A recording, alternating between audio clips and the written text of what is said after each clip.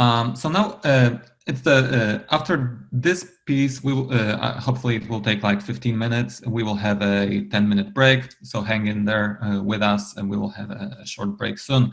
And now this is like the core of what Aviatrix is doing, and I'm going to try and squeeze it in within 15 minutes. So bear with me. Multi-cloud network architecture. This is why Aviatrix exists in the market.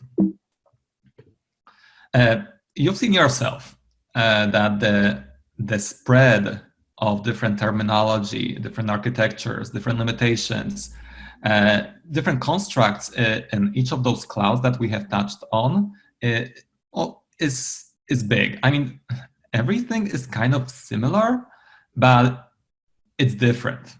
It has some analogies in the on-prem world, but again, it's not something that you can pick up just if you've only been working in the on-prem world.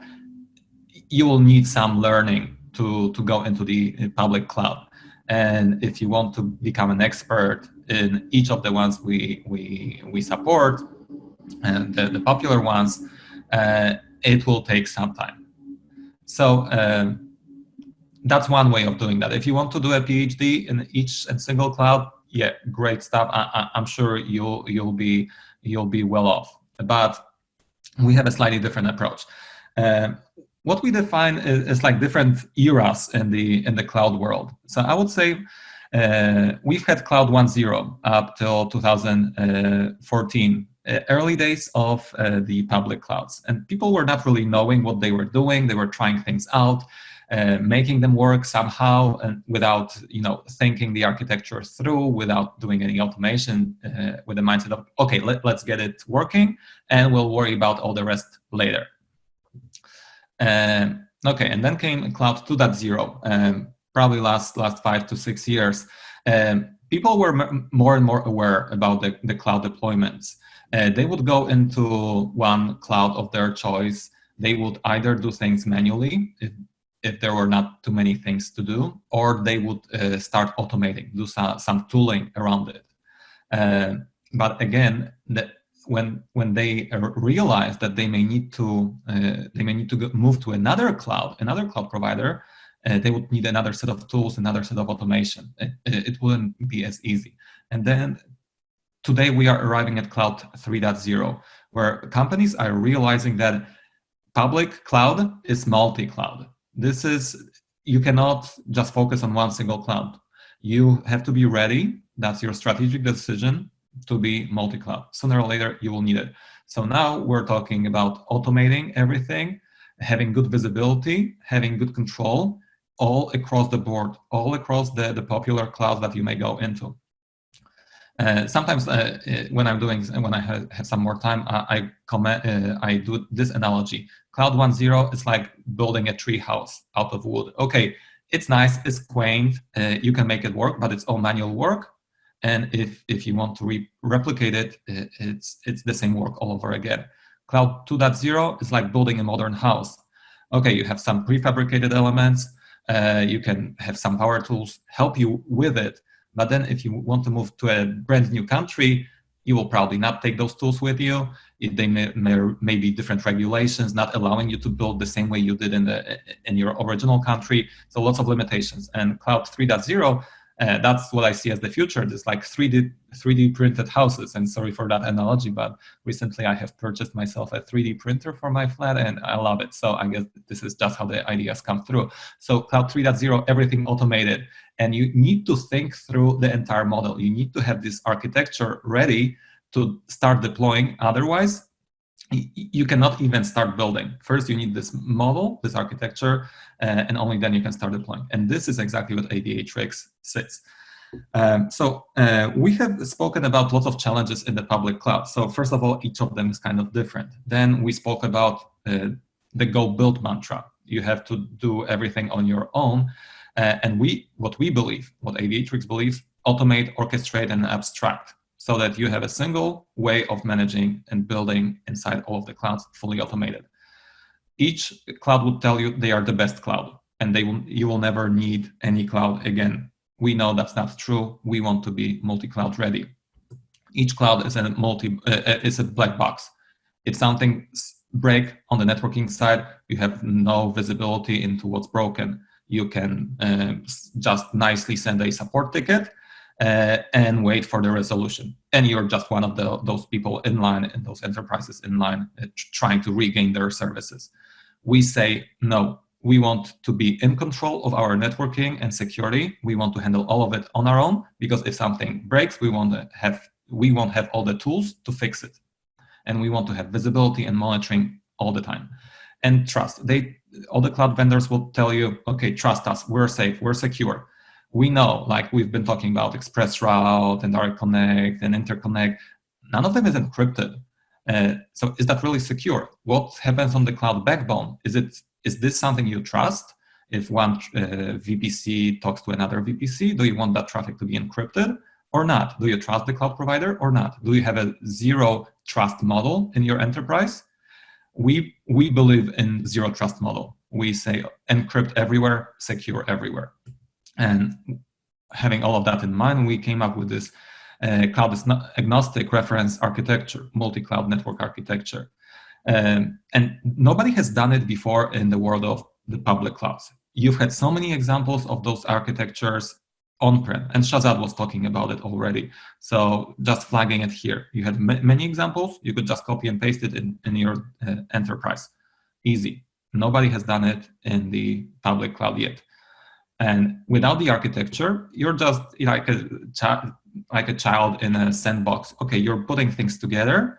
It will work, but this is not enterprise grade. This is not enterprise ready.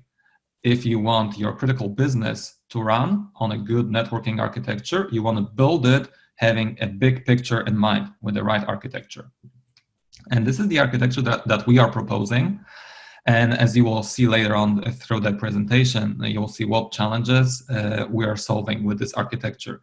The biggest piece here is the global transit layer and application layer. We can group it together in Cloud Core. So this is the way how we make sure that all of your resources in the cloud, whichever cloud they are in, they can communicate.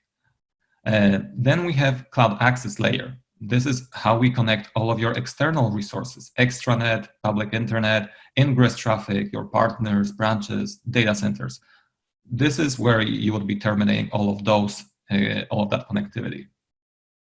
And as you are getting ready to be multi-cloud, you want to make sure that all of that architecture is unified. You don't want to do 10 different things in Azure, another 20 different things in AWS, and something even different in Google. That's not scalable. That's not how an enterprise should be working. So we provide you with this architecture, how to deploy everything in a unified and centralized way. The same common access network, the same transit network across all of those clouds.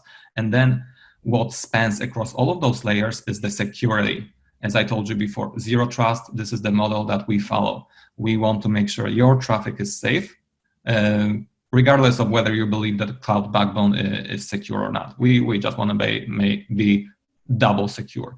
And if you need to insert a firewall, we also have ways of doing that. We have great places, great architecture, great model to insert that firewall for you. Third-party firewall, whichever vendor you would prefer. And then we have this operations piece where we centralize all of the functionalities of management and visibility and operations in our platform. If we were to look at it, and this is something that you should now be familiar with. I mean, you've been hearing about it for an hour and a half. So you have VPCs, you have VNets, VPCs in Google, another region in AWS. Those are your clouds that you're using. Now, for you to interconnect them all, we propose one unified transit layer where we will actually, over here we're talking just architecture. So let's abstract a little bit now away from Aviatrix, but this is the right architecture. You have your networks, and that if you add a new network here, it should by default have all the connectivity to all of the other resources, or at least it should not be difficult to get it done. You should just hit a button and ready to go. You should not have to go into any other element to update anything else, because it's like a domino effect. You change one thing and suddenly you have to change 100 different things. No, this all should be centralized. It all should be automated. And then the layer that actually resides here in the middle is responsible for making sure that all the traffic gets to the destination. If you want to insert a firewall, yeah, great. This is the best place to do it. It's hanging off of the native constructs or residing in the transit VPCs that we would be proposing in the architecture. That's the best place to secure that traffic going between your networks. And finally, we have the access layer. This is how you would connect your data centers, customer sites, maybe SD-WAN solutions, third-party VPCs, VNets.